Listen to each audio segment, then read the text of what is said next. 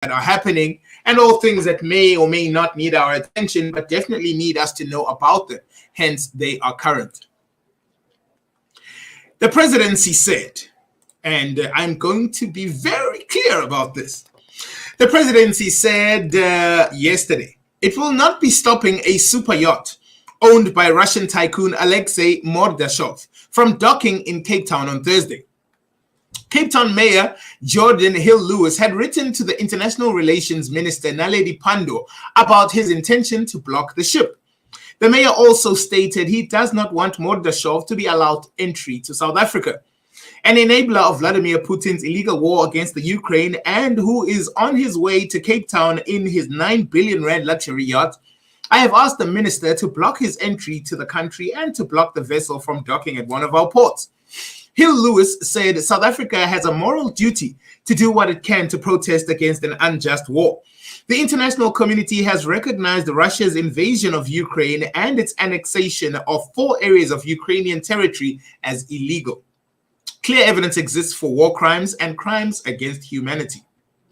Mordashov is one of many Russian oligarchs sanctioned by the United States and the European Union. Presidential spokesperson Vincent Magwenya stated South Africa will only comply with sanctions that are adopted by the United Nations. Interesting. And so it begins. The African National Congress leader in Johannesburg, Dada Morero, who lost his mayoral position on Tuesday, said he accepts the judgment by the Johannesburg High Court to reinstate Mpho Malatsi as the mayor. Morero was elected as mayor last month during the council meeting, which the court ruled was unlawful. This also means that the Democratic Alliance is the executive party in the coalition government of the city. Morero, now the City of Gold's former mayor, said he respects the judgment made by the court. He said, we have accepted the court judgment and we will be having our meeting today to decide on a course of action. He said the next council meeting, expected to be convened on Thursday, the ANC will be seated in the opposition benches. Meanwhile, DA federal leader John Steenhuisen said Palatsi's reinstatement was a victory for democracy and the rule of law. Meanwhile, reinstated Mayor Palatsi said those occupying her office illegally must vacate. She urged minority parties to respect the ruling handed down by Johannesburg High Court in the interest of the city's residents. After illegal ousting and illegal election of the mayor, I didn't wait for anyone to tell me to leave. I just left, and I'd like to think that the sanity will prevail here as well. The judge has ruled that I am the executive mayor and the people who are there unlawfully must leave the office, Palatsi said.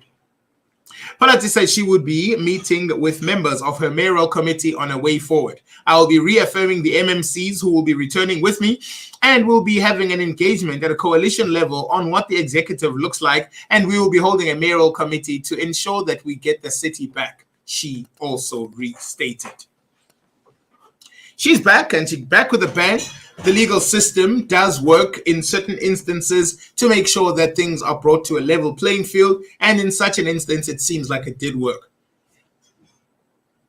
Section 27, the Center for Child Law, the CCL, and the parents of 2 learners who were assaulted by their teachers say they are disappointed with the recent judgment on the matter and that it does not go far enough in effectively enforcing the ban on corporal punishment in schools. The organizations have indicated that their intent to appeal against the Pretoria High Court Judge Darby Fourie's ruling on October 13 in the case of Child Center for Child Law, the SA Council for Educators. The litigation was launched in 2020, spurred by 2 separate instances of corporal punishment committed by teachers, where both received lenient sentences from SACE, and the organization said in the first instance of corporal punishment, a teacher was charged with hitting 2 grade 2 learners over the head with a PVC pipe, causing physical and psychological harm. After the incident, the teacher went on to intimidate one of the victims to prevent the child from reporting the incident. In the second instance, a teacher struck a grade 5 learner across the face, causing the child to bleed from the ear. Both teachers were given identical sentences. They were fined 15,000 rand, 10,000 of which was suspended. The teachers also received another suspended sentence for having their names struck off the teacher's roll for 10 years. Their names would thus actually only be struck off the roll if they were to be found guilty of perpetrating corporal punishment, again, some other contravention of SACE's code of ethics in the future. During the hearings process, they said the children who were subjected to corporal punishment and their parents were not given any meaningful opportunity to make submissions regarding the merits of the sentences. So they're pretty upset about that, and rightfully so, because if it's against the law, then the law must be dealing with the people who violate it. This is the way it's seen anyway. A rare condition has been diagnosed and treated after decades of difficulty. After 49 years, Peter Erasmus has at last experienced relief from minimally invasive laparoscopic surgery. Born at just 5.5 months on Christmas Day and weighing less than 500 grams, Erasmus came into the world in a different era of medicine, faced with long road to healthcare challenges ahead. According to Dr. Kiona Lakay, a general surgeon trained in minimally invasive surgery and practicing at Netcare Sunward Park Hospital, the condition is exceptionally rare, affecting about 2 out of every 100,000 people. However, Lakay said Erasmus had a very complex medical history and numerous other healthcare issues. Furthermore, this syndrome is a challenging disease to diagnose because it's so rare and because diagnosis must be done by exclusion. There are many other conditions that share symptomatic similarities, such as gastritis, gallstone and reflux disease, pancreatitis, and others. It is therefore necessary to rule out any other possibilities before proceeding with the surgical treatment, as it were. The UCT Academics Union has, for the second time in a month, accused the university's council of unlawful and unprocedural conduct in a meeting. Due to conflicts of interest in a hard-hitting lawyer's letter, the union states that the reputation and character of the university are at stake. This represents a defining moment in the history of UCT, and it must be handled with the utmost rigor, conscientiousness, and objectivity, reads a letter from the law firm Weber Wenzel, sent on behalf of the UCT Academic Union and the UCT Council on Monday. Foremost is the fact that most recent council meetings discussing the governance issues have been chaired by the body's deputy, Peladi Kwangwa. Kwangwa, a lawyer by training, is a director of a Pretoria-based law firm, MM12 Inc. She was the station manager of Johannesburg Talk Radio 702 between 2005 and 2016. Excuse me. Music duo Black Diamond has applied for an interdict against their former record label Ambitious Entertainment following the removal of the hit song Qoma featuring Big Zulu from YouTube.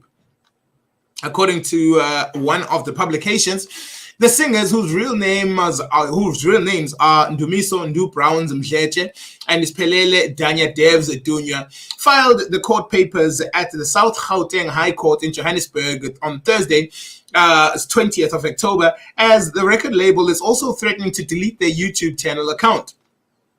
The publication reports that the love letter hitmakers went to court to prevent any person or entity acting in concern from removing and or deleting their YouTube channel and song. In addition, the interdict is to prevent any further copyright or ownership battle for their song Ilanga and Fireworks with any other digital streaming platforms such as Spotify, iTunes, and Deezer. Black Diamond told the court that they constantly suffer financially as a result of the consistent removal of their songs, with Qoma, the entire YouTube channel set to permanently removed from YouTube on the 1st of November. The duo said that they make approximately 30,000 Rand per month from each streaming platform. An alliance of civil society and academic organizations is calling on the finance minister to implement the sugar tax immediately. HEALA has expressed a disappointment that the increases that were agreed to in 2018 will only be implemented in 2023.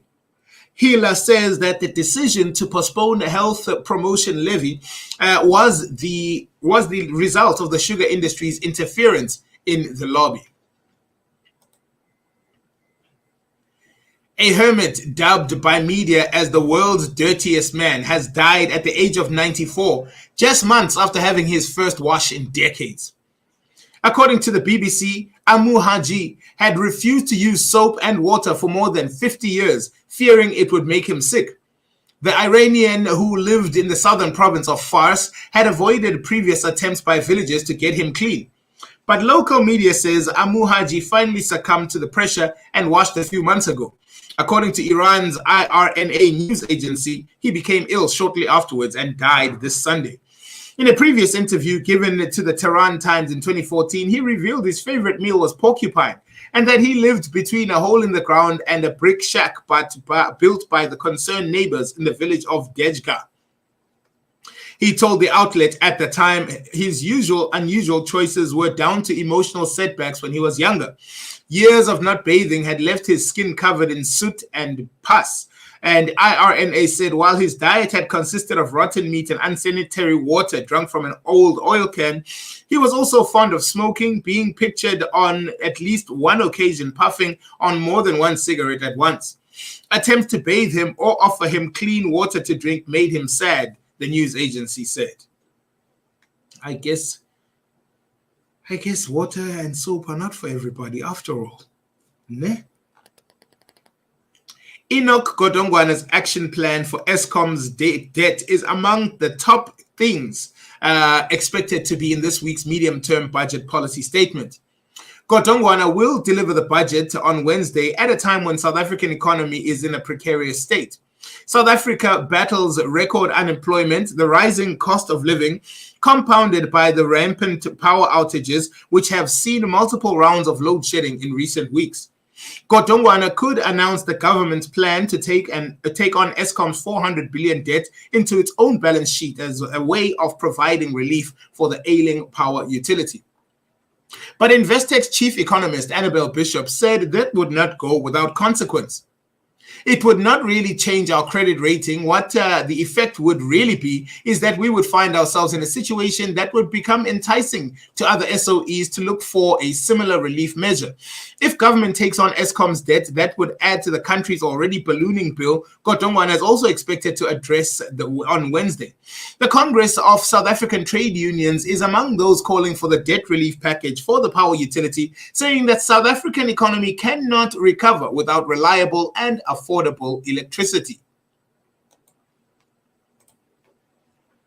Jonathan Kabazela Fairbairn shares some of the videos that went viral on TikTok and on Twitter and on Facebook.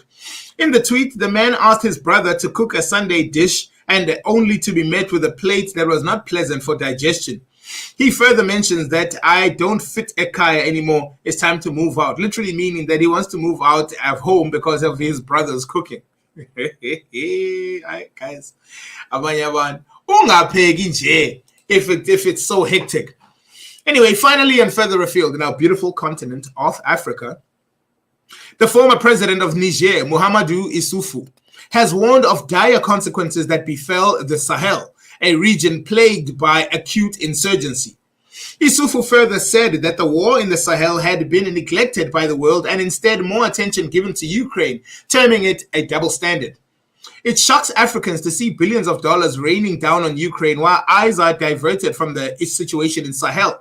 When we set up to illustrate what I just said, the G5 Sahel and its joint force, to make the G5 Sahel joint force operational, we needed $400 million, but we never got it. The massive support that's given to the Ukraine, one has to feeling that it's a double standard. The former leader was speaking during the concluded Dakar 8th edition of the Dakar International Forum.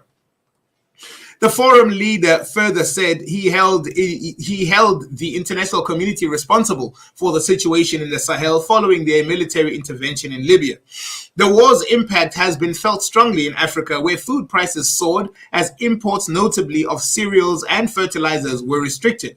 France and the West in general are often the butt of accusations of neocolonialism in Africa, that they try to impose policies on local governments or promote their own economic interests. In the Central African Republic and Mali, Russia has built up close ties that have translated into Russian military support and waning French clout. Zakharopoulou assured the meeting that when Paris sends the military mission, such as the Barkhane force, to fight jihadist insurgencies in the Sahel, it was not to substitute for local armies, but to support them. That brings us to the end of our moments in current affairs. The time right now, though, 15 minutes after 10. Good morning. This is KNR. Radio according to you.